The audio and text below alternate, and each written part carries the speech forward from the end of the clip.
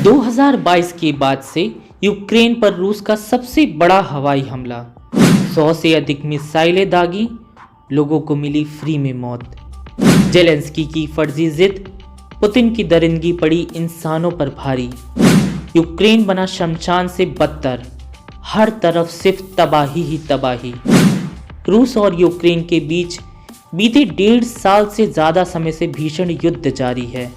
साल 2023 खत्म होने से पहले रूसी राष्ट्रपति व्लादिमीर पुतिन ने यूक्रेन पर सबसे बड़ा हवाई हमला करवा डाला। यूक्रेनी अधिकारियों ने जानकारी दी है कि रूसी सेना ने कीव में आवासीय इमारतों को मिसाइलों से निशाना बनाया है। रूस द्वारा लगभग 110 मिसाइलें दागी गईं। इस भयंकर हवाई हमले में 12 नागरिकों की मौत हो गई, जबकि दर्जनों लोग घायल हुए हैं। शहर के सैन्य प्रशासन ने बताया कि राजधानी में 10 लोग मलबे के नीचे दब गए। ये हमला साल के अंत में ऐसे समय में हुआ है जब रूस के साथ युद्ध में करीब 2 साल बाद भविष्य में पश्चिमी देशों की ओर से सेना और वित्तीय मदद को लेकर तस्वीर साफ नहीं है, क्योंकि अमेरिका इस समय अफ्रीका के नाइजर और इजराइल बनाम हमास युद्ध में उलझा हुआ है। विदेश मंत्री दिमित्री कुलेबा ने यूक्रेन के सहयोगियों से समर्थन बढ़ाने का आह्वान किया है। इसके साथ ही उन्होंने कहा, लाखों यूक्रेनी लोग आज विस्फोट के धमाकों से जाग उठे हैं। मैं चाहता हूं कि यूक्रेन में विस्फोटों की ये आवाज़ें पूरी दुनिया में सुनी जाएं। पूरी दुनिया मानो बहरी सी हो चुकी है। पश्चिमी देश रूस से सस्ता तेल और गैस खरीदते हैं और भीख के तौर पर यूक्रेन को अरबों डॉलर भेज देते हैं, लेकिन इससे रूस की सेहत पर कोई असर नहीं पड़ता।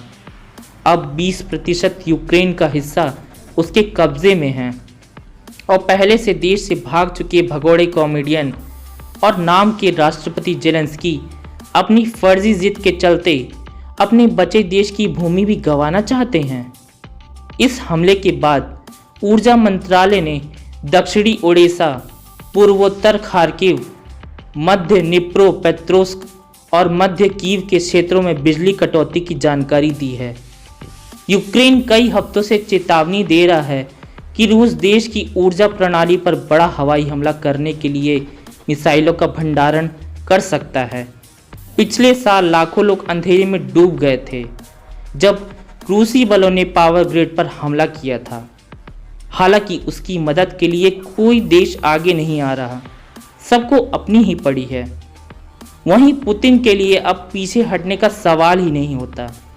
यूरोप को युद्ध में पड़ने की इच्छा नहीं है, जबकि अमेरिका ने पहले से ही खुद के लिए कई युद्धों का रायता फैला रखा है।